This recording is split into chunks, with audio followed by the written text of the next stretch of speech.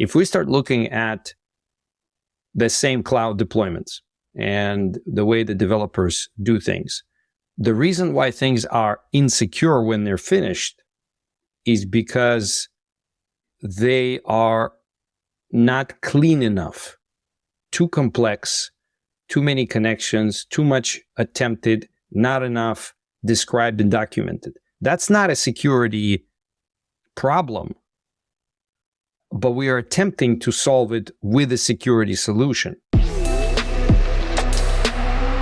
Welcome to Audience First, a podcast for tech marketers looking to break out of the echo chamber to better understand their audience and turn them into loyal customers. Every week, Dani Woolf has brutally honest conversations with busy tech buyers about what really motivates them, the things they hate that vendors do, and what you can do about it. Get access to practical information on how to build authentic relationships with your audience. Listen to and talk with your buyers, and apply real customer insights to your strategies and tactics. You owe it to the world to unmute your mic. Are you ready? This episode is proudly sponsored by Checkpoint Software, a leading provider of cybersecurity solutions to over 100,000 corporate enterprises and governments globally. Checkpoint Infinity's portfolio of solutions protects enterprises and public organizations from fifth-generation cyber attacks, with an industry-leading catch rate of malware, ransomware, and other threats. To learn more about Checkpoint and its Infinity portfolio, visit checkpoint.com. All right, welcome to another episode of Audience First. Today is a very special episode. Why? Because I have two special people on the call. I have Dmitry Sokolovskiy, who is not a stranger to Audience First, and I have TJ Gonen. So, Dmitry, tell me, who are you, what do you do, and why the hell do you do it? I am the CISO and the CSO at Avid Technology. That's my daytime job. Corporate security as a CISO, product security as the CSO. And on the weekends and nights and the mornings and whenever, I'm also the principal advisor and lead instructor for Audience First. There you go. TJ, back at you. Hold on. Why? Why yeah. I do it? Because the world needs it. Because the world needs it. We need to save everyone. And this is what I go to sleep with every night, that thought. I love it. TJ, right back at you. Who are you? What do you do? And why the hell do you do it?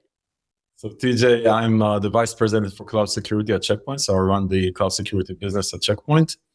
And I do a lot of other things in my spare time, but mostly kids, wife. And I do what I do because I like building stuff and solving problems. Way less important. Your stuff sounded way more important, Dmitry. No way. I can't do it without you. I mean, we need people that build it and so that we can use it for protection. Right. That's the only way it works. True. That's true. So, TJ, tell me a little bit about your role. What keeps you up at night? So the cloud security business at Checkpoint, actually Checkpoint started dealing with cloud security quite a few years ago, 5-6 years ago, obviously, as cloud started to get momentum. Bunch of acquisitions, as you would expect from companies in the cybersecurity space. Actually, that's how I found myself at Checkpoint. Checkpoint acquired my company in the cloud security space a few years ago. And a year ago, we decided that it's important enough and big enough to actually build a business unit around it. So we took the business as a whole, sales, product, marketing, engineering, and put it under a P&L and a business unit. So that's how it's run right now at Checkpoint. And I run that business. What keeps me up at night, I mean, beyond the usual, as you would expect, like meeting business objectives, which is obviously very important as part of our day job, is I think keeping up. Just generally speaking, keeping up. I would say, if anything, if I had to summarize, generally speaking, what keeps me up at night is keeping up. And I think for Dmitry, it's probably just the same.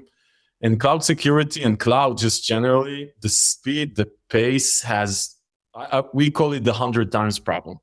Everything is just 100 times bigger, 100 times faster, 100 times more spread around.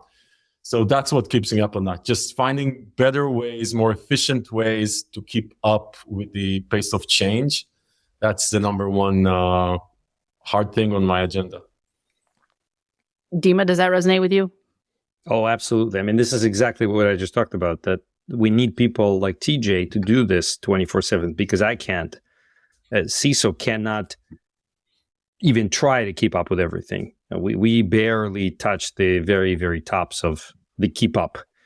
We need the vendors to do that initial digestion of technology. And so it's always like this, right? There's a science that really, really, really beginning of some new innovation, but it has to become real before we, on the business side, can start deploying it to make our companies more secure. So while I had to fight myself to get rid of this FOMO, right? Fear of missing out. Continuous. Oh, wow, there's this new thing came out. What do I know? And I need to spend like 3 days reading into it. And then I realized that in those 3 days, I have 600 emails in my inbox that I haven't touched. Well, that's a problem, right? So, I guess I can't do that. And so I had to really like wean myself off of this. I can't. And so instead, what I do is, I had this problem with my procurement team. They're like, why do you have so many POCs and POVs? Well, that's how I learn. I get a vendor to come in and distill what they've spent a week or a month or a year going through into hopefully something that's business ready, valuable to me to deploy. And so I try to pick up as much as I can technically, from those presentations. But that's a big part of why we do it, because we need to learn as well. And people at TJ help us. Yeah. I want to kind of go down this rabbit hole that's not necessarily part of our talking track here that we prepare for prior to the call, as usual. But TJ, you said that what keeps you up is keeping up with the fast pace and the pace of change. What are kind of some systematic ways that you prepare for that, or keep up, or reach those, kind of bridge those gaps in order to help those folks like Dmitry, the buyers, keep up? So I think the biggest thing for us that worked, and I can tell you, like, we've done I personally did tons of experiments trying to keep up, and I have the 50 rule, which means 50% of them fail at least. And then the 50% that were successful, or at least semi-successful, all lead up to one thing that you need to try. I mean, you might fail, predict 2 to 3 years from now, and try to figure out how do you work backwards. So I call this, so again, not trademark, but I use it all the time. I call it 1, 3, 2. 1 is where we are, 3 is where we think we're going to go, and 2 is how we get there. And you find out that most of us during our life, we do 1, 2, 3. And then 3 is just a bunch of 2s. It's a random bunch of 2s when you do 1, 2, 3. And 1, 3, 2 says, okay, I think here's where I am right now. Here's where Dmitry is right now in his journey to the cloud. For example, in my world today, it's to the cloud. But what does that mean? He's going to adopt stuff. He's going to start with lift and shift. Then he's going to go cloud native. Then he's going to give power to these developers. And trust me, they're going to go apeshit, and they're going to go all over the place. And the barbarians are going to be at the gate, White Walkers with dragons, like fires all over the place. Dmitry is going to lose his power to say no very, very soon, by the way. He's going to lose if he didn't lose it already. And then he's going to deal there with like 100,000 different things happening in the air. And he's going to have visibility problems he never had. Anyway, so I'm trying to describe sort of the landing spot. And then how do you work backwards to understand that 3 is an aspiration? There's no one that's going to give Dmitry 3 today, because by definition, 3 is in X from now. So, and then what are the 2s together? So I think the only way to actually keep up is to understand that you can't fully keep up, right? And to have a sort of, where do you think it's going to land, work backwards, and have milestones that are, and I think, Dmitry, I really connect to what you said around running 1 billion POVs in order to understand what's going on and what actually drives value. Not just as a technology, as a thing. So similar, like almost the reverse of what Dmitry is doing with POVs. What can we do as a series of 2s? So value is driven, you learn, and you get to a 3. And unfortunately, once you get to a 3, you need to get to another 3. Right, exactly. As soon as you're closing in on a 3, you already have to be doing the next 1, 3. Now 3 is a 1. Exactly. A 3 becomes a 1. It's a cycle, right? A 3 becomes a 1. I just learned something, by the way. Okay, cool. Yeah. Because I think most of it with life, right? I try to say this to my kids all the time, and I have older kids now. So just visualize the landing spot. And then what are the series of actions? Because otherwise, literally, a 3 is just a bunch of 2s. And that's most of people around us. You look at it, 3 is just a bunch of 2s. Random bunch of 2s. Anyway. So One, 3, 2. I'm going to use it in the next class, Dani. I was going to say, I feel like you have... I'm sorry? A license for use. Yeah, exactly. No, that's so. What TJ is talking about is strategic planning. That's what that is, right? You have to visualize the end goal and then build it backwards. Amazon has that term, build it backwards, right? So they're built like, okay, this is where we want to be. Okay, how do we get from there to here? And many people, including most CISOs, have very hard time strategically planning because it's so difficult to step outside of the one and step outside of the immediate two to think of where the three is going to be. And that's very, very difficult. And that's, again, what the vendors can help us with. We are in ones trying to get to twos, and the vendor is there with a bunch of threes that we might choose from to get to. In many ways, the vendors are like the science fiction of the 60s and the 50s, where, they were coming up with the flip phones. It was first in a science fiction, and then it made it into real world. The Isaac Asimov. I actually think, Dmitry and Dani, that I find out, because I've been thinking 1, 3, 2 for, 15 years now. It's funny, but you're right that theoretically you would, like, your immediate guess would be that people have a hard time sitting down and defining three. I find a lot of people even having a hard time figuring out one. Like trying to give an honest, unbiased, realistic opinion of where I am right now, what's working and not working. Amazon, you talked about Amazon, so I love it. By the way, for everyone listening to this show, Working Backwards, the Amazon book that you were referring to, brilliant. So there's another method in the AWS Amazon work, which they call start, stop, continue, right? Beginning of every year, start, stop, continue. What should we start new, fresh? What should we stop doing? What should we continue doing of what we're doing right now? Similar thing, that's the one. Start, stop, continue. And it's I do this with my team in my business unit. I'm telling you, it's so hard for people to even say out loud what sucks right now. Or what's working or what's not working. It's even one is hard. Forget three, right? One is hard. I know, right? Stealing one more. Start, stop, continue. That's a new one. Yeah. TJ said that many people have a hard time defining the one. Mm-hmm. And it's because, TJ, it's actually, people don't operate in the one. People most of the time are in a zero. Zero is right, the immediate circle around yourself, right? So one requires you to pause from doing the zero and actually look where you're standing. That's a conscious effort that many people, in most places, most cases, the way you see what you're doing and what you're feeling is not the same as you making a conscious effort to assess what is it that you are, where you are, and what you're doing. So that alone is difficult in any environment, any situation. If you're operating a complex business, a lot of technology based on a lot of different connections, et cetera, all that running on-prem, the old school way was very complex. And that was very difficult to get a one, right? You're in that zero, very difficult to even stop, look at a one, never mind, think of a two and a three. Of course, the cloud comes along and it was like, wow, it's amazing. It's going to make it so much easier. I'm sorry, what is it going to make easier? Is it going to make it easier on a zero? Well, for sure, it's only another 500 different things that we're going to have to deal with. Okay, so I guess it's not making a zero much easier. Okay, well, about the one?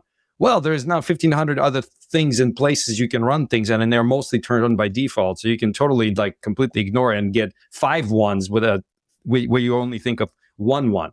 Okay, I guess that's not making it easier either. But by then, again, to TJ's point, we got a bunch of developers running blindly into the cloud. And by the time you get any idea on your own zero and a one, they're already building a two and a three. What is going on? Where are you people? Come back. It's way too late. What? I got it. And of course, the AWSs of the world didn't make it easier because, again, everything is turned on by default. If you're running a subscription and US East is what you think, 13 others are turned on by default. You don't even know your Germany is online. You don't even know your Germany by default had any open. And then those were the beginning days. And S3 buckets were just turned on and public to the internet. No one knew that. And no one was told that. No one even knew to ask. Speaking of a 1 and a 0, even if you know, you stop and start looking, you couldn't tell. I'm not sure if TJ is from the company that I'm thinking of, but back in the day, about the same time as Checkpoint started the cloud journey, they bought a company called Dome9. I don't know if TJ, is that where you're from? No, I'm from the next acquisition after Dome9, but Dome9 is part of me now. Yeah, I have. Okay, so you're right. So they were in their really early startup stages, and they were doing a POC for us when I was at Cyber. Really? Yeah, and so what they gave me in the first run was that alone. They gave me the 12 or whatever subscriptions we had turned on that we didn't know about, meaning the locations were turned on in other places. And in fact, one of them had a minor mining station operating on it that someone started up without us knowing. There was a small trickle of use, and we're like, where is that? There's no one in Germany. Why are we losing? Why is money going there? We started looking, there's like micro machines, and that blew my mind. And then Dome9 showed me this visualization of, this is my resource pool, and through this weird chain of connections, it's facing outside. Clarity, we call it. Clarity, right? So cloud brings with it what clouds normally bring with them. Fog, a lot of stuff happening, not much understanding, cold, everyone is weird, just mood dropping, right? Like that's the cloud. Yeah. But so that makes it more difficult. It makes it more difficult to understand my 1, to understand my 0. And rolling this back to the risk, where our job is, I keep making fun of it. It's not cybersecurity. It's cyber. They call it now cyber resilience, right? Or cyber something like cyber resilience or complexity management or risk management. That's really the only way to quantify what's stopping the business, or what can slow down the business, or what can negatively impact the business in achieving its goals anywhere, in anything. And so, of course, business thinks cloud is the way to save money and do things better. Great. But right from the beginning, it becomes more expensive and more risky. And IBM studied the DBIR from Verizon. They're all pointing the same thing. In the first 2-3 years of your cloud migration, you are in more risk, a lot more risk, simply because of more of everything and less control, less understanding, more uncertainty, more complexity, higher risk. And so cloud is amazing. It can be good if it's done correctly, but right from the beginning, it creates a lot of headaches, and we have to get used to this and know what we're doing. And TJ and companies like Checkpoint concentrating their efforts in that space is one of the best tools we have to improving the situation. We can't do it ourselves. Yeah. So TJ, take me through some of that. I'm sorry, all you wanted to add on some. Yeah, I was just going to say by the way, Dmitry loved the poetry with clouds and doom, gloomy and stuff. I never used that before. I'm gonna take advantage of it. I think what we as security professionals sometimes find it hard to sort of absorb the notion is that the cloud was not designed for us. This is not for us. It was by definition designed for developers by AWS 100%. That's how they build their business. Everything is for the builders, the developers, and it was designed for them. And not only for them, the real value of the cloud, and I actually just read an article today about companies migrating off cloud to on-prem for data analytics because it's just way too expensive in the cloud. It's not cost saving on dollars compute. It's speed. It was designed, everything by definition was so developers can develop more stuff faster. That's what it was. Now, by definition, for us security people, once you say develop more stuff, deploy more stuff faster, someone is looking for his heart pacer, right? Because he's gonna get a heart attack. So it's almost like the antichrist of security, everything that's happening in the cloud. And Amazon launched last year, I think 1,300 new services. That's a scale of a problem we as security professionals never had to deal with. The on-prem world never had even close to that, right? And AWS goes and says, okay, we got everything covered. You can codify everything and control it. Well, that's great. If I put the semicolon in the wrong place in my IAM policy, instead of closing everything, I am allowing everything.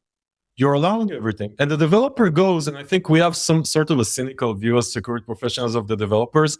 It's not like, they just go like, and I use this term barbarians, a lot of the times barbarians at the gate, because it's true, but it's not like they don't care. Their job is to move fast. And the cloud allows them to move fast. And we, by definition, lose that control, which we had on-prem just because things had so much friction. And there's zero friction in the cloud. To your point, you want to deploy something, you deploy a data center with 2 scripts, you use 500 new services in 1 script, right? You're just up in the air. So anyway, I think for us as security professionals, one thing is to embrace that the old world is gone. I sat with a customer last week, and literally she said to me, it's very interesting. She said, "Man, I miss the time developers needed me to open a port, to open something for them, to close something for. They just go, and they enable everything with a script, and they just go at it, right?" So that time is gone. We have to adapt to new ways. And to your point around domain and visibility and observability and tools, we need to understand that whatever tool we develop has to allow them to move faster. Because if we slow them down, they're just going to go around. There's no way to slow down. That's done. I can imagine, though, that with that speed, to your point, there is complexity.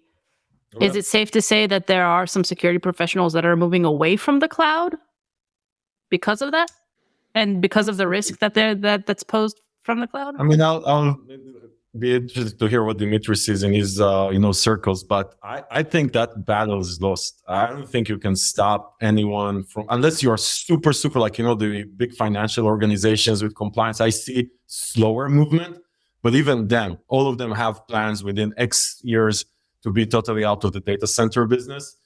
I don't think you can slow anyone. I think there's just too much value in moving to the cloud. Now, the speed, elasticity, flexibility, ability to spool up and spool down on a dime, all those things are massively important. Geopolitical resiliency. I mean, you can go on and on. So, no, I don't think that's what's going to happen. I think that, and this is where we go back again to the problem of the naming of the industry, cybersecurity and security in general. When we say it like that, it makes it sound like we are trying to secure an insecure way of someone doing something, which technically is the case, right? Like this is why we're having the problems we're having, because the only way to secure is to lock down. And lockdown inevitably is a loss of functionality, loss of speed, loss of a lot of different things. And so, again, not surprisingly, everyone is against it. And we are the roadblock and so on and so on, right? So that's not, but that's all we had. If we start looking at the same cloud deployments and the way the developers do things, the reason why things are insecure when they're finished is because they are not clean enough, too complex, too many connections, too much attempted, not enough described and documented. That's not a security problem, but we are attempting to solve it with a security solution. And that's why we continuously run into the headbutting between the barbarians and the Romans, right? We're trying to nail this nail with a tank.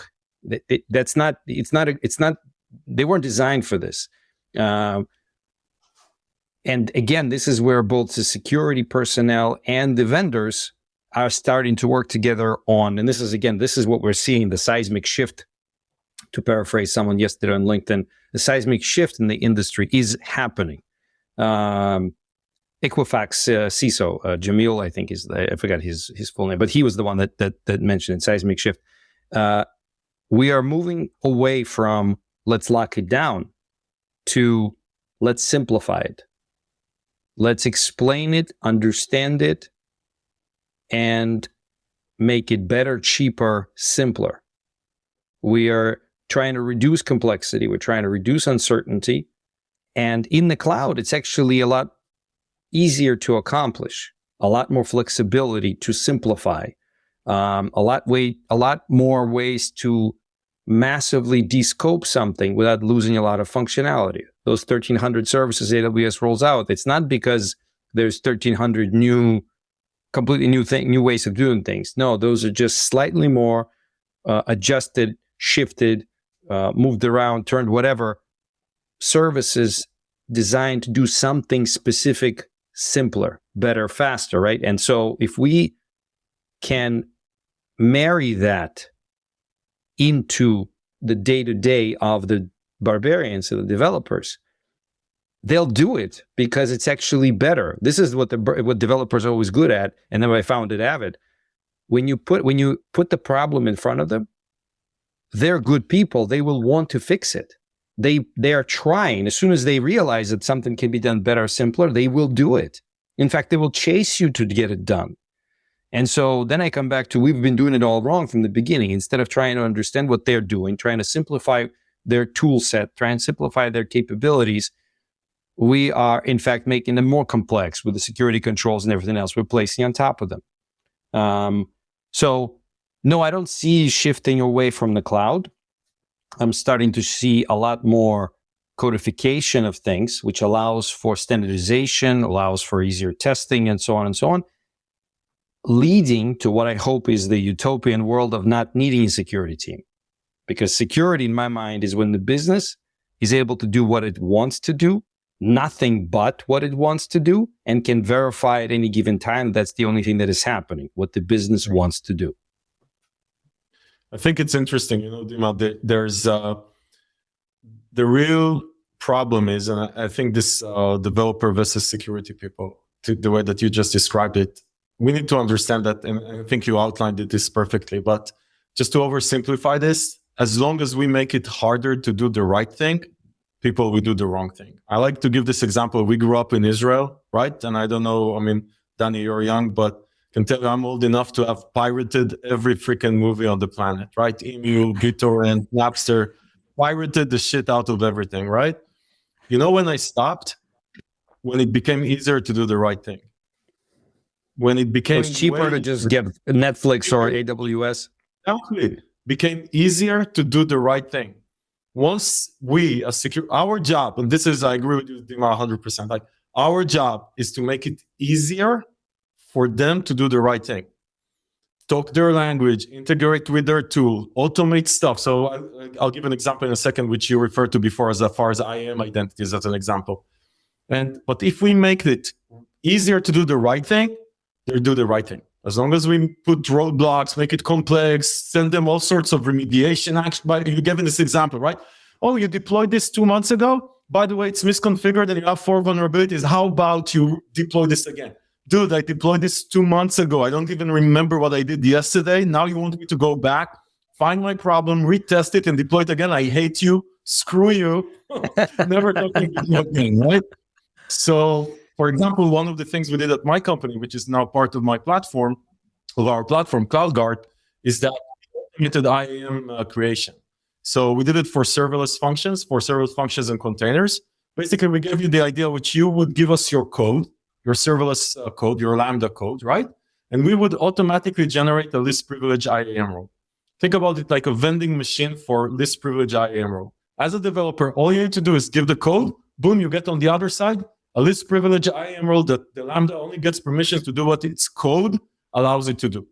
Boom. A developer says, dude, that's much easier than you bugging me with, hey, you're over permissive and I need to fix stuff. So you made it simpler. People use it. Same thing. If we keep it simpler, people with if you want people to stop pirating stuff, you have to give them tools to do it easier the right way. That's the only way for the future. I agree. We are way too complex and post-fact and a lot of other stuff.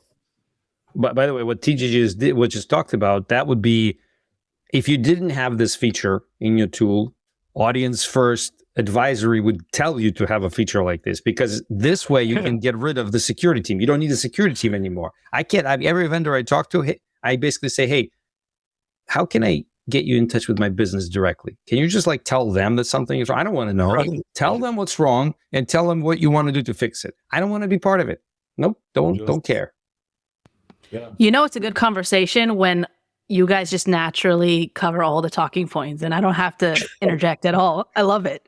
You're doing my job for me. Thank you very much. TJ, are there any questions or that you need answers to from Dmitry to kind of make your job easier or do your job better? Yeah, I think there's a bunch, but I don't want to take like 10 hours. I think, Dmitry, how do you look at this I can tell you afterwards how I looked at this internally as a tool vendor or as a solution provider, how I look at this, but bridging this gap between your developers and you guys are a software company, so you have like an army of barbarians, right? What changed in your approach to solving this bridge, building this bridge between the security team and the developers, definitely in the context of cloud? Let's say if I would ask you the same question 3 years ago, what you were doing and what you're doing now. Did your philosophy change? Did the tool set change? Did the approach change? Are you now more in collaboration? You're one big happy family? Or what's going on today versus 3 years ago? I would say there are two major changes between what I thought was the way to do it 3-4 years ago and what I think, still don't know, like I'm not even going to call it no, but think is the right way to do it today.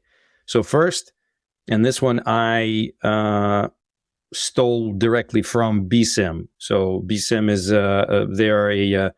it's a framework on security development lifecycle, but it's started by Synopsys, another vendor, and there is an open source variant called SAM, Software Assurance Maturity Model. It's a prescriptive methodology from beginning to end of the whole security development lifecycle, covering all the components.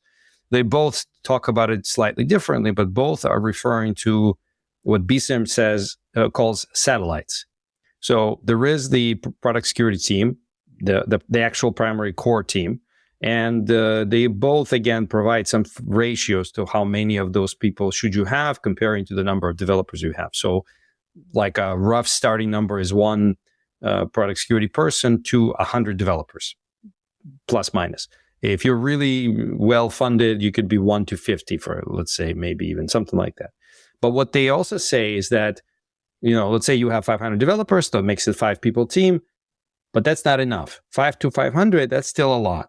So what they're saying is that in addition to the core, you have to have satellites. Satellites are otherwise known as champions or your points of code, whatever you want to call them.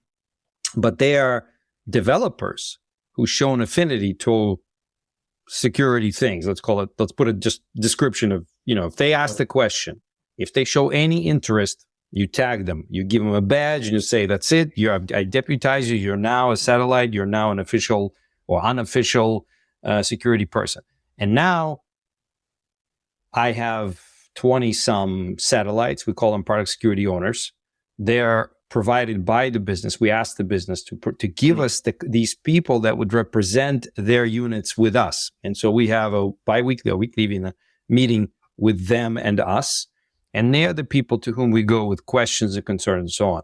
And it's now becoming a collaborative effort.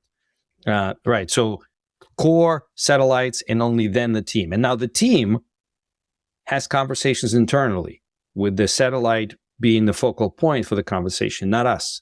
So instead of it being a security versus development conversation, it's now a developer with developer conversation about how to make things better, easier, faster. So that's one thing that started let's call it the positive shift. And the second was measurement, right? We have to be able, like, first you give people authority or responsibility. Hey, business, you're responsible. We're not going to be responsible for security of the product. You are responsible for security of the product. But that doesn't have any weight unless you can back it up with some measurement and to actually specify how secure your product is. And we started doing that. We started measuring, and we started to provide the measurements to the business. And we did it in a number of ways using the SAM or the BSIM, the assessment mechanisms, self-assessment. And then there are subjective ways that we then quantified. And like how well are you following secure development lifecycle? What's the rate of change? There's a number of different things. Did you get sponsorship from engineering leadership to do that measurement? Like, how did you? TJ is going in the right place. Of course, the problem there is that once we security team introduces measurements, everyone on the development side says again, well, why this isn't like what do I do with that? And this is where the support has to come in from the leadership, from the management. And I thought of the standard way of getting that support is to try and change their mind, trying to show them et cetera. And I thought that we don't have that kind of time. So instead, I started simply reporting it to the board. Oh, there you go. Without asking anyone. Okay. So I just told them, I said, this is what I'm going to do. I'm going to report it to the board. And I don't have to say anything else. Because all I'm saying is, look, these are the numbers I see, and we're going to report them to the board. This is the date. And now we're starting to get work together, participation. Hey, what's the number there? Well, what's causing it? Why is this number lower than that? And what I realize is that attention by someone whose opinion matters is the way to get it done. Now, whether you can do it through your actual management of the team. And we have a number of high-level development executives and managers that do care and are participating, but we need everyone. And the way to summarize it together and tie this is the super important part, tie it to the business objectives, revenue, protection of revenue, smart spending, and compliance. That can only be done at the board and E-team level. Right. And so the reporting of that, right? You build your support pool. You try and push the culture change up, but at the same time, show the accountability from the top down. So report the results and push the culture change from the bottom through the satellites. Those two things together, I think, had the biggest impact. Yeah, I like the concept of the satellites, and I think that that's the right way. I can tell you, like, interestingly enough, like for us as a vendor, one of the things that we figured out quite fast, I want to say 2-3 years ago, is that we don't talk the language of developers. Like, we just don't talk the language. And I'll give you another term that I use internally, and I'll tell you how we tackled it. Most security companies build security tools that they think developers can use, right? Like all these sonotypes, all this stuff, like it's security people building tools for developers. We figured out when I took over, I said, dude, we know nothing about these people. Like, this is a different animal. They're wearing flip-flops. They have buggy shirts. They never take a shower. I do not understand these people. I don't know about the shower, but flip-flops 100%. But bottom line is that we said we need people who know how to build development tools that do security. Not security tools for developers. And we acquired a company a year ago, a bit more than a year ago, because we said, I don't know how to build these tools. I just don't know how to build this bridge. The tools that work with your satellite and people can actually monitor and talk their language inside their flow. We just don't understand these people. So a year ago we went, and there's always like internal fight. No, what do you mean we don't know? Of course we know, but we built this. Dude, you don't know. People...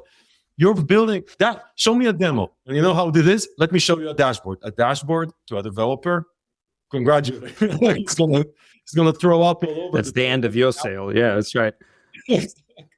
So anyway, we acquired a company that built literally something that I, as a security person, I wouldn't know even how to turn this thing on. Like, it's all CLIs and integrates into their IDs and does everything in their language. It does security, but it looks like a developer too. So anyway, I think your point about bridges, and from a tools perspective, it's the same thing. I think one of these things is to understand that we don't understand, right? We just don't understand. We need to do that's your 0 and a 1. Exactly. You're right. Yeah. It's to do that stuff. Yeah, it's interesting. So I think, so do you actually, in this process of building these satellites and having these bi-weekly meetings, are there part of your tooling and process definition also? Like, so when you guys go into a project of let's say, securing the supply chain, the software supply chain, or code security, choosing processes or developing something yourself or buying a tool? Are they part of that decision process? So there are a multi-part answer here. First, we looked at 5 different startups over the last 3 months, looking for a solution that would allow us to get a picture of the whole development life cycle and the security issues through that cycle. And every single tool, I had my team, my product security team, assess together with the satellites. And not a single one of them came back as useful. They all said, well, it's cute what they're doing, but it's not at all like what we do. So this is exactly echoing what you said. Yeah. And that echoed my experience again from CyberArk days, and now with every startup that I deal with. Product management may know a lot about theoretical security and knows nothing about real life, practical security, real life, whether it's corporate enterprise security, the infrastructure components, or development flow. The products developed looked nice. They have cute dashboards and really cool flows and charts and colors, beautiful, and not at all matching the reality of day-to-day developer life. That's like it's nailing. It's like, what am I supposed to do? None of this doesn't help me. I mean, if I make every one of my developers do this instead of what they do, maybe we can succeed if they get used to it. Blah. But that's not what's happening. I think this gap, by the way, Dima, is when you talk with and you write about product managers, because they don't have operational experience, right? And I talk with my product managers all the time. How do you operationalize this? Stop building products or how do people operationalize this? Understand the process. Like the first conversation with someone like yourself or your team would be, okay, tell me, how does your day look like? Once you find an alert, how do you operationalize this? No one asks this, right? No one asks this because they all have a tool to sell. Really cool, awesome looking tool. The technology is amazing. This is great. We're going to do this, yada, yada. And that's not accounting for what I have for people or what I have for process. And for me, building an InfoSec program starts at the top. What are the personnel resources I have? And how good are they? And do they have any gaps? Do I have any processes to cover a particular gap? And this is what I tell when my team goes, oh yeah, we're going to go look for a tool. I go, wait a second. Before you go look for a tool, assume that you have 1,000 people on your team. Right. Let's just look for a second. And now I'm telling you can't buy any tools, but you can use a spreadsheet. So you have 1,000 people in a spreadsheet. How would you go about solving this problem manually? Exactly. And they're like, no, we do this, we do that. So like, okay, great. So now imagine you solve this problem manually. You got a process that involves 300 people. What tool would you bring to make it 30 people instead of 300, or 10 people instead of 300, or 5 or 201? And then you can go look for a tool. When you have people doing the process, if you don't have people, then why do we need a tool? I have no one doing this right now. Who's going to use this tool? No, okay. So if we have the people but no process, the tool is a crutch that's actually in more cases will cause damage, long-term damage to the 2 or the 3 that you're planning, because it makes you do things incorrectly. It helps you do the wrong thing better, faster. If the tool starts with, let me help you build a process that you will then use me for, that's a tool I look for. And again, today, most vendors don't understand that. We have to teach them that start with a process. Yeah. And when it comes to the developer lifecycle, it's even worse, right? Because security people don't even understand. You talked about product managers. A typical security product manager has no clue what a developer goes through in his lifecycle. Or despite having developers doing their work within the product themselves, no one looks at their own developers and says, "Hey, would this work?" Shocking. Yes, it's very interesting.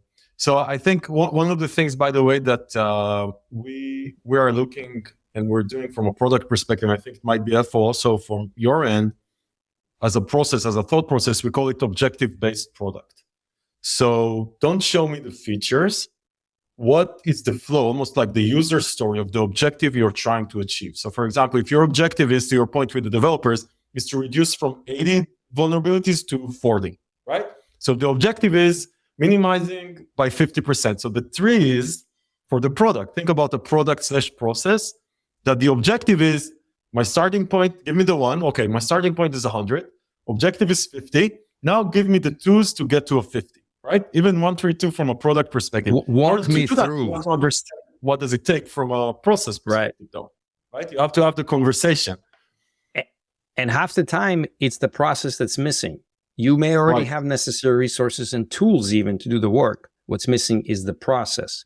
And a lot of vendors will come in and say, well, we got a tool for you instead. Well, I already have a tool and it already sucks. Or I don't have a tool, I have people doing it and it sucks. And so you want me to bring additional complexity to what already sucks to make it better? It's, to the point about the tools, it's sometimes these tools, you mentioned them, that they make it worse, they even make you feel worse. What good do I get from looking at a tool that says, hey, by the way, Dima, you have 10,000 things that are broken. Dude, that's totally depressing. Like, doesn't help me. That doesn't help me. 100%. What? It's like my inbox in email. Danny knows it by now. I don't read emails because 99% of them are crap.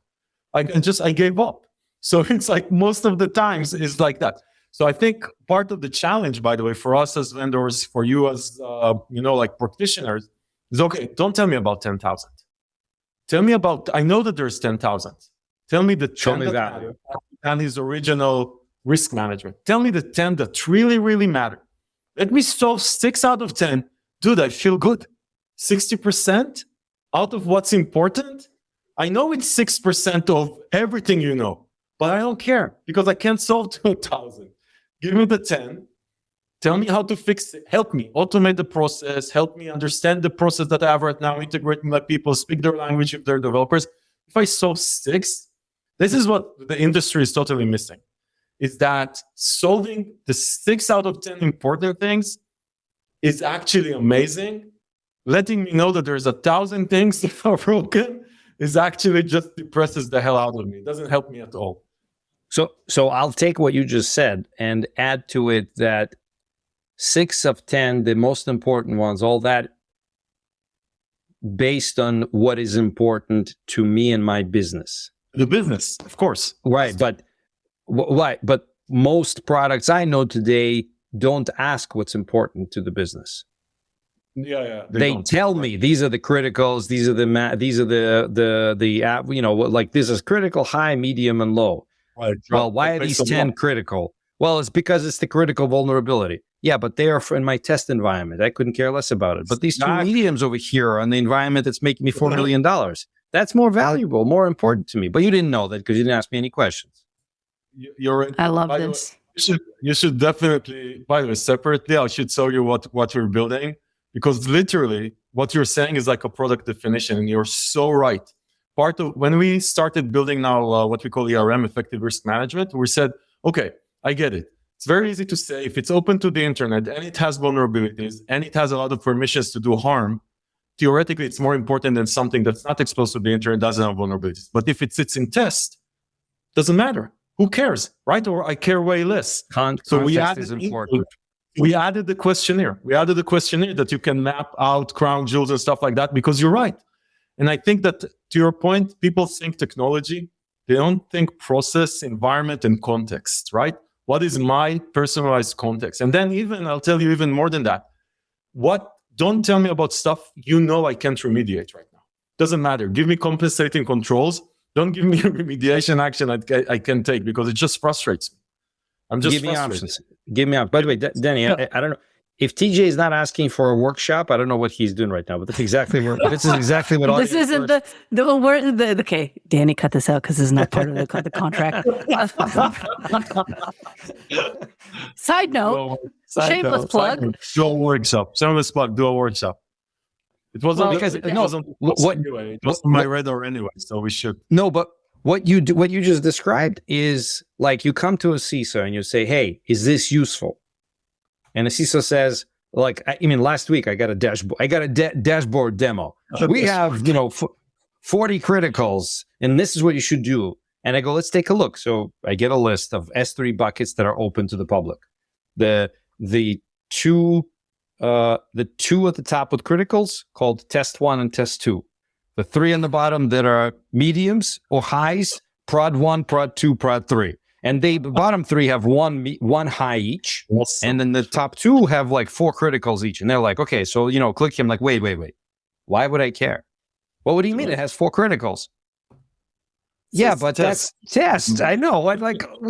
Can't you tell just by the name? It's test. Prod is more important. Pull it to the top. Why do I care about test? Like, you have to know this stuff. And then like there's a pause.